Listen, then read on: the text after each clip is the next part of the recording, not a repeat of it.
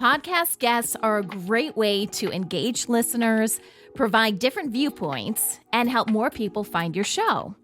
But if you want your guests to have a great experience, then you need to be organized and you need to provide clear instructions and expectations for your recording. And it all starts with your initial outreach. Today, I'm sharing my personal do's and don'ts for scheduling podcast guests. Take it away, Mr. Radio Man.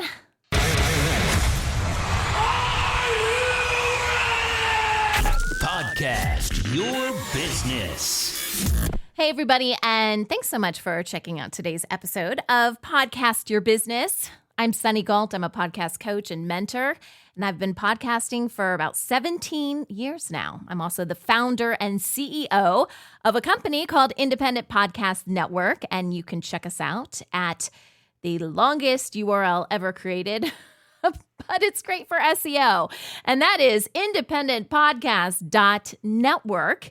And we work with all types of podcasters, but the primary thing we do is first, we put out a lot of great content like this podcast and free blog posts, and I do whole courses that are available absolutely for free on our website. And then if your podcast is a little bit more experienced and you want to work with advertisers, then we can help you make some money with your show.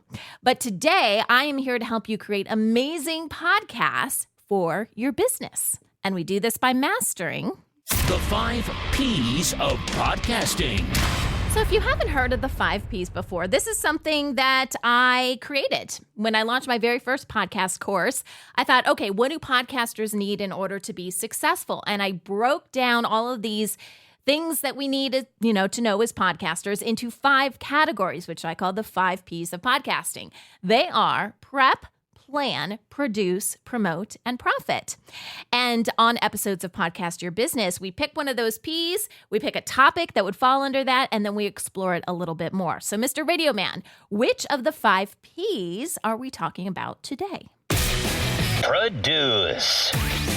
That's right. We're talking about producing your podcast because your guests are part of the production process. We're going to talk a little bit about prepping them for recordings and things like that. So this falls under produce. Now, before I kind of dive in, I tell you some of the things we're going to talk about specifically in today's episode.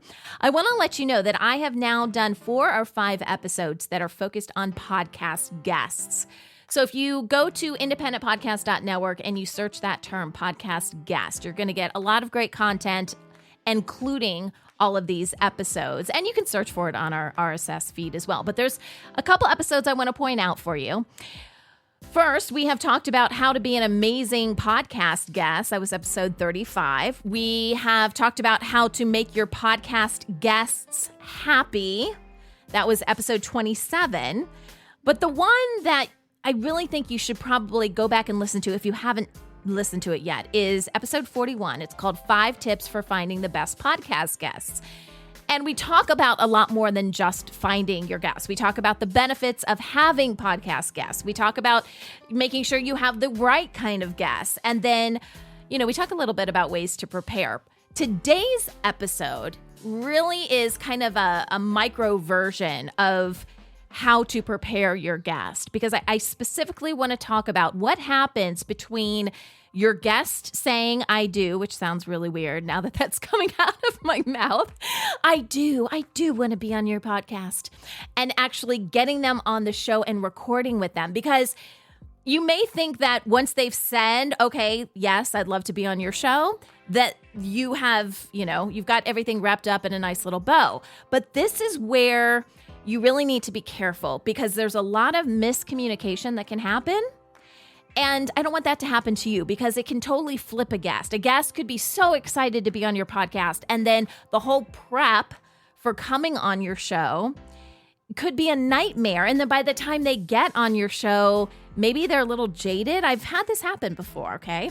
So I don't want that to happen to you guys, because I know it takes a lot of time to find the right guests and all of that. And again, we talk about that in some of those other episodes. But today is focused on the scheduling element of it and making sure that they are ready to go when it's time to record. So we're going to talk about we're going to talk a little bit about doing research on your guests, not a whole lot, because that is covered in some of the other episodes that I've done. But we'll talk about making that initial contact and the back and forth that you may have with your guest. We're going to talk about calendar invites and some of those online schedulers.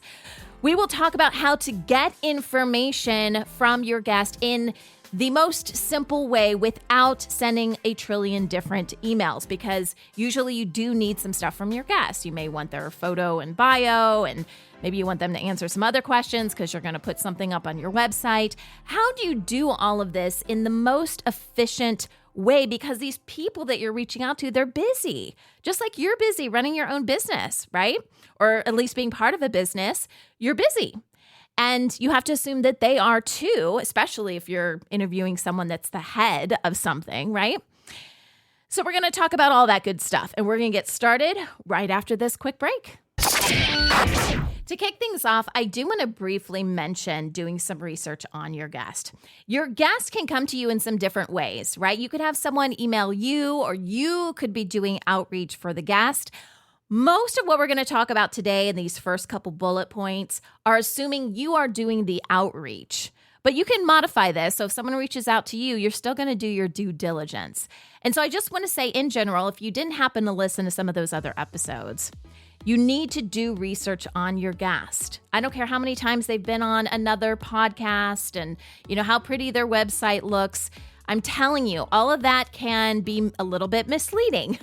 And not only do you need to make sure that they're a good podcast guest, but you need to make sure that they are a good fit for your podcast. So, okay, I'm a little bit off my soapbox now, but I wanted to say that, straight out of the gate, because I don't feel like podcasters do enough research before even reaching out. Because usually these people have a lot of information online, including audio and videos and things like that you can research, and you can save yourself a lot of time. You don't want to go through this whole process of scheduling someone and then just be like, oh boy, why did I do this? Because I've accidentally done that before. If you are doing outreach, it doesn't matter really the way that you outreach to them. In previous episodes, I've talked about, well, you can send emails, but, a lot of people send emails, so maybe try something else. Whatever your method of making that initial contact is, you need to provide them with enough information, okay? So this is another do, and that is you do need to define expectations, okay? And basically state your purpose. Why are you reaching out to them? So keep it short and sweet, because I know, especially if you're reaching out through social media, you don't have a lot of room for this. And that's actually good. Please don't send an expert a book, like literally like an email that's like a dissertation. They are never going to read it. Keep it short and sweet. Use bullet points wherever possible. What do you need to include? Tell them who you are in like a sentence, okay? Tell them what your podcast is about. Give them potential topic ideas. Maybe you just want to interview the person and they could talk about a variety of topics, but suggest some of those topics. You could be reaching out to an expert because you have a very specific topic in mind. If you already have that topic in mind, let them know what it is. It's also important to include what your recording date is if you know it in advance, or a time period where you like to record this episode, so either or, as well as a release date. If you don't know the exact release date or you are flexible, I still think it's important for you to say that. Say, we're thinking about releasing it on such and such date, but we can push it back. And the reason I say this, the release date is really, really important. I have been a guest on several podcasts where when we scheduled the interview, I didn't realize this. This is just something that I learned as far as, being a podcast guest. I didn't realize that the interview was not going to be released for months, like 6 months or something like that. Now, I know as a podcast host, you want to get ahead of the schedule, right? Maybe you want to do some bulk recording, but you don't want to have that feeling of, oh my goodness, I've got an episode that is supposed to be released tomorrow and I've got no one to talk to. I've got no guests. I know you don't want to be in that position. But please be mindful of scheduling too far out, because reality is if someone's going to be a guest on your show, they're probably not going to do it just to help you. There's going to be let's call it an added benefit for them. So it's usually some sort of promotion, right? They want to promote their website. They want to promote their products and services or whatever it is.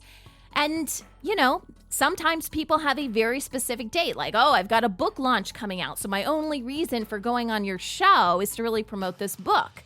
And I need to promote it between this date and this date. So if you aren't planning to release this episode for 6 months, that doesn't align with what their goals are. Now, maybe there's a happy medium and maybe you can move stuff around, but having this information in advance is really important from your guests' perspective, and it's going to help them decide whether or not they want to be on your show. Now, we've done a whole episode on having a one sheet or a media kit. Some of the stuff that I talked about, like who you are, what your podcast is about, maybe you've got some stats you want to share with them. All of that could be in a one sheet. And I usually include the link to the one sheet as opposed to attaching it, just to make sure that, if you want to change up your one sheet down the road or whatever, you can do that without them having incorrect information. But it's important to define what your needs are, what you're proposing, basically, in that initial contact. And the reason I say that is you don't want to have this back and forth. That gets really confusing. We'll talk about sending too many emails later on, or outreach in general. It doesn't have to be emails, okay? So define your expectations and what you need in that initial contact. Don't just outreach and say, hey, this is my podcast, or hey, I love your work, and expect them to start a conversation with you. That's probably not going to happen. State your purpose. So the next thing that I have found is if you are outreaching to someone who is quite busy or is the head of something, a lot of times there are assistants involved, like a virtual assistant or something like that. And you may have that on your end too. You may be working with someone who is helping you with your podcast. This does make the process just a tad bit more complicated. I love virtual assistants. They are amazing, but I just want you to be mindful. This brings us to our next bullet point. Do know your main point of contact. So if you're doing outreach and there is an assistant that is helping with the planning, that's great. I would make sure that you know what is their role in all of this. And just ask them. It's okay not to know, but say, hey, are you in charge of, scheduling podcasts? Because it can get a little bit tricky when an assistant hands it over to the person that's actually involved in the recording. And this can be tricky on both ends, because if you have two assistants, so you have your assistant and then the person that you're trying to schedule the podcast recording with, there could be, blurred lines, not really sure. Oh, what's, I need this piece of information. I don't know where to get it from. You see what I'm saying? There could be a lot of things that kind of go wrong there. So know your main point of contact. And if there is an assistant, okay, and know how long you're working with that assistant, when that assistant's going to hand it off. Know who to contact and when, okay? So the big thing is knowing, especially on the recording day, because sometimes assistants are helping you with the planning and then they disappear on the recording day, which is fine, okay? But then the people that are actually doing the interview may be a little bit confused. So if your contact is going to change, you need to make sure you know who it's going to change over to and then get their information. Because there's nothing worse than on recording day, you're ready to go with your recording and it's the time that the expert is supposed to meet with you, and all you have is an assistant email who doesn't work on the weekends, and you're like, what do I do now? So make sure you know who to contact and when, especially on the recording day. Okay. The next thing is do create some sort of calendar invite for your podcast recording. Now, if you are using an online scheduler, this will probably automatically happen. They can be great. I'm a fan. I've talked about this in other episodes. I'm a fan of online schedulers if that's how you run your show. And I have done that. Okay, I have had people sign up for interviews through an online scheduler, but I have also had it where I was recording like more bulk recording for one podcast in a single day. And in order to do that, I had assigned days that I was going to record for that podcast. So they couldn't just pick any date that worked for them. So what I would do is tell them in that initial email, hey, we are going to be recording on this day at this time. This is the topic. We'd love for you to join us.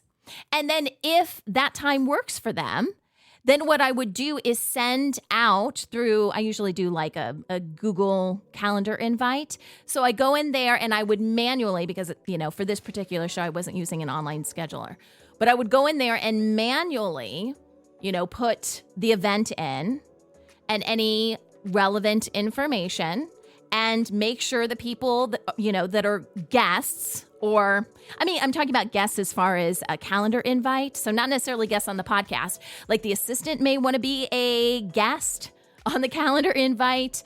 Obviously, whoever the main person is that you're interviewing, maybe your assistant wants to be on there, just so it appears on everybody's calendars. So consider that. Now, you also want to make sure, if you are using an online scheduler, or even if you're creating your calendar invite, be specific of what the event is.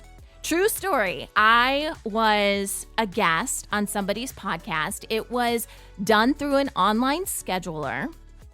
And when I said yes and I confirmed everything, then I was waiting for it to appear on my calendar. And it did under, get this, podcast. One word, that's all it said. I don't need to tell you guys that pretty much everything I do is a podcast. So if something shows up on my calendar as podcast, I was so confused. And every time I looked at it, it made me mad. Because I'm like, oh my gosh, why did this person just call it podcast? Now, on her end, it probably made sense because she has her scheduler, and this is her scheduler for her business meetings, and this is her scheduler for her podcast. But for your guest, it's a nightmare, or at least it can be a nightmare. It was a nightmare for me. So please don't do that. Be very mindful of what you're calling the event. And then I like to include as much information, not a ton, because you do need to simplify as much as possible. But whatever your guest is going to need for recording, I like to keep it all in one place. Now, I use my calendar invites as that place where they can go to for all the information, because it just makes sense, right? It pops up on your calendar and you're like, oh, well, what all information do I need? Do I need to know the assistant's name, the assistant's email, the phone number for the person I'm actually going to be interviewing? Because if they don't show up, I got to call them, right? All of that kind of information can go in the calendar invite. And I recommend that you do that to simplify it.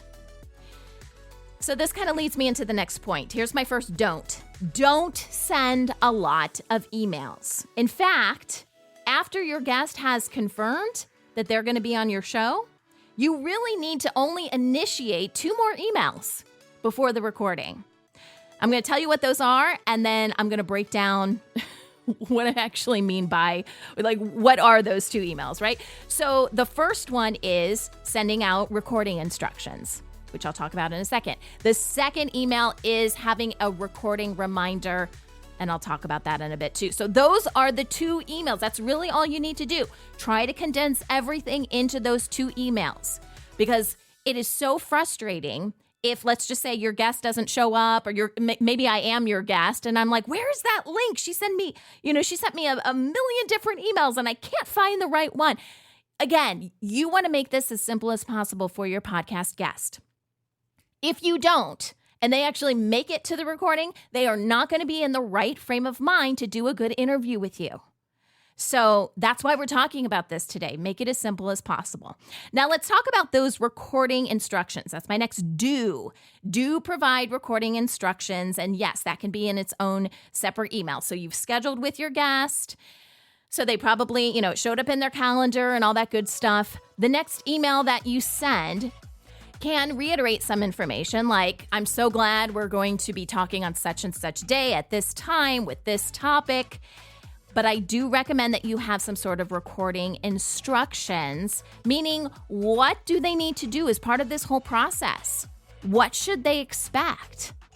And I have created a handout. I'm going to tell you about it later. It's our freebie today that spells this out for you. Now, this is what I use for my shows, but what I would love for you to do is take this and modify it, because how you do your show is probably going to be different than how I do my show, but at least it'll get the wheels turning, and it's in a Google Doc format so you can easily edit it.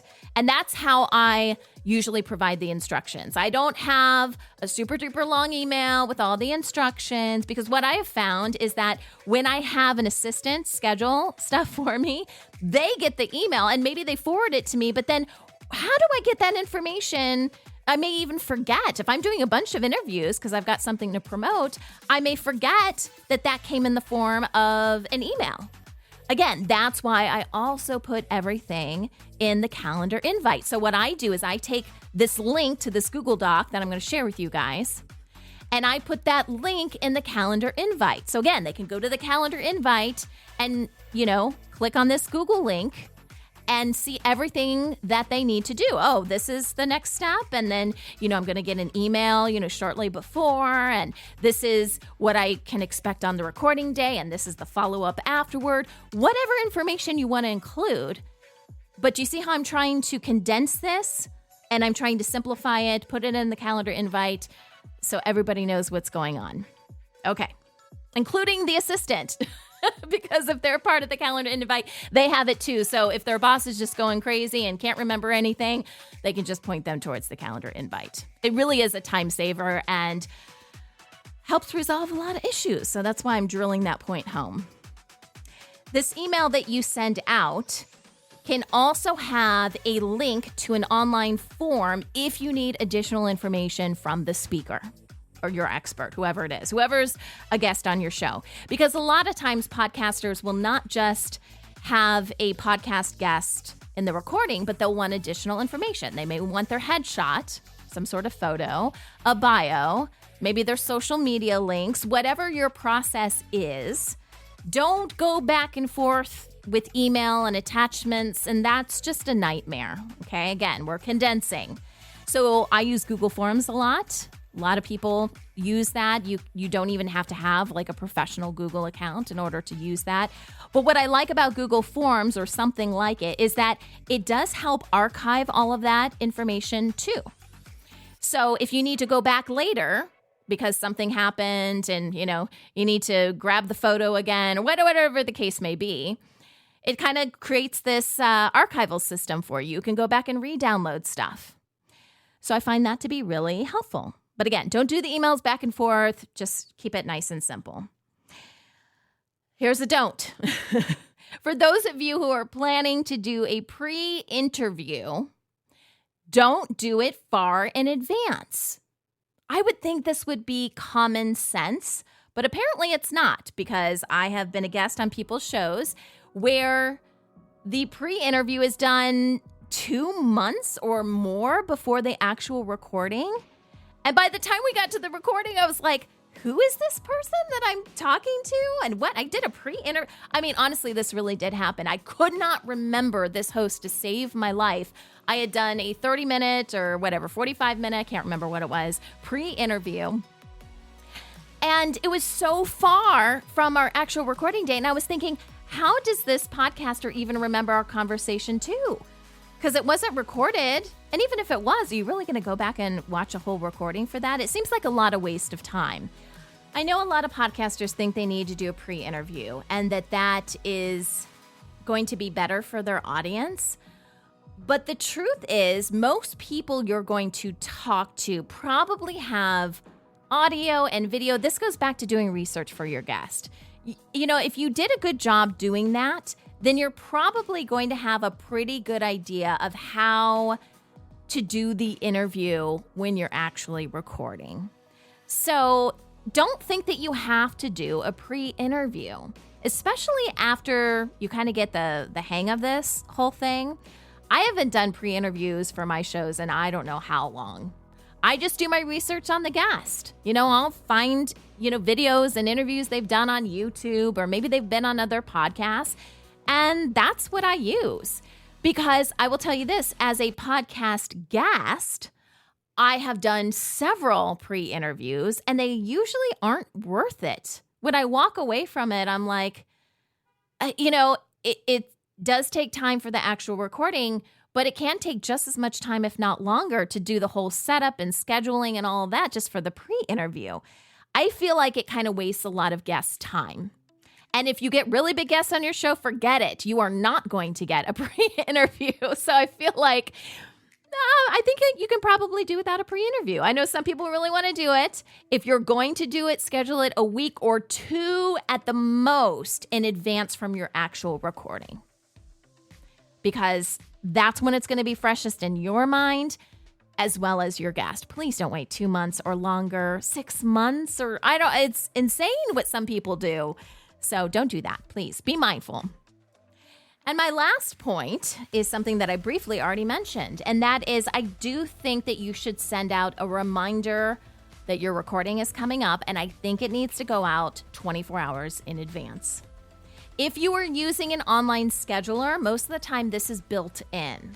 There are some online schedulers, can't talk right now, online schedulers that give you more options. So you could remind them 24 hours in advance and then an hour before and then 15 minutes before. Please don't do that.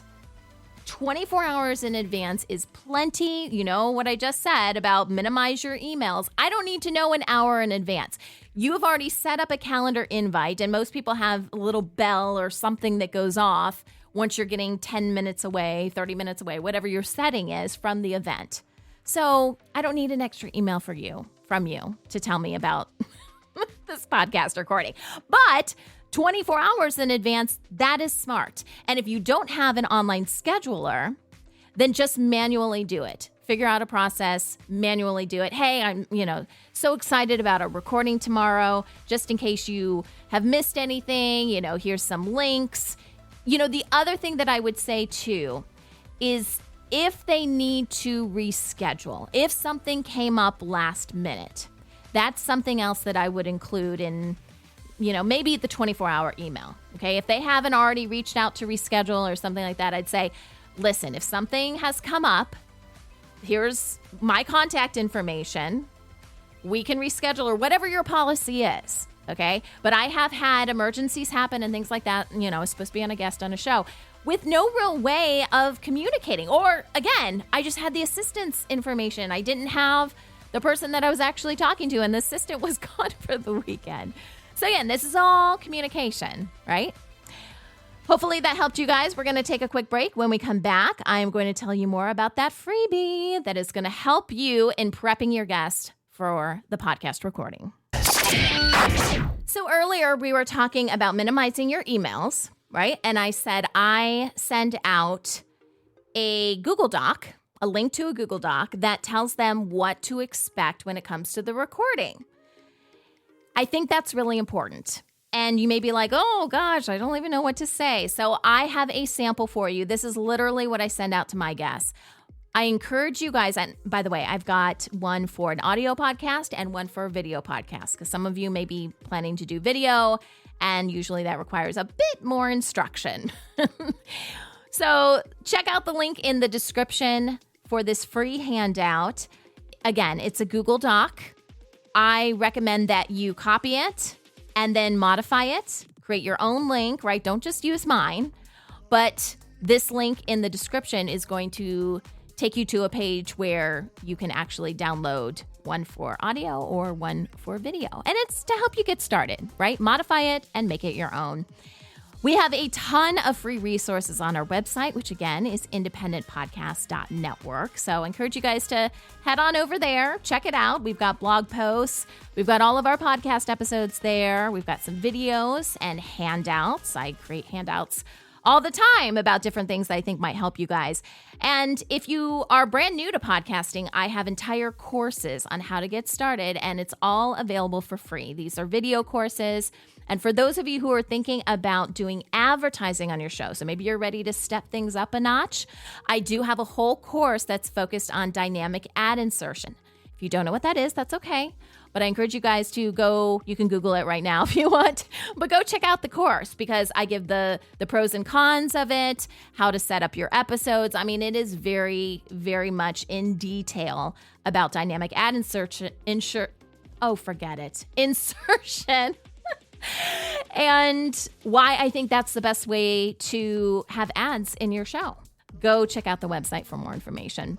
Until next week, remember, Podcasts are awesome.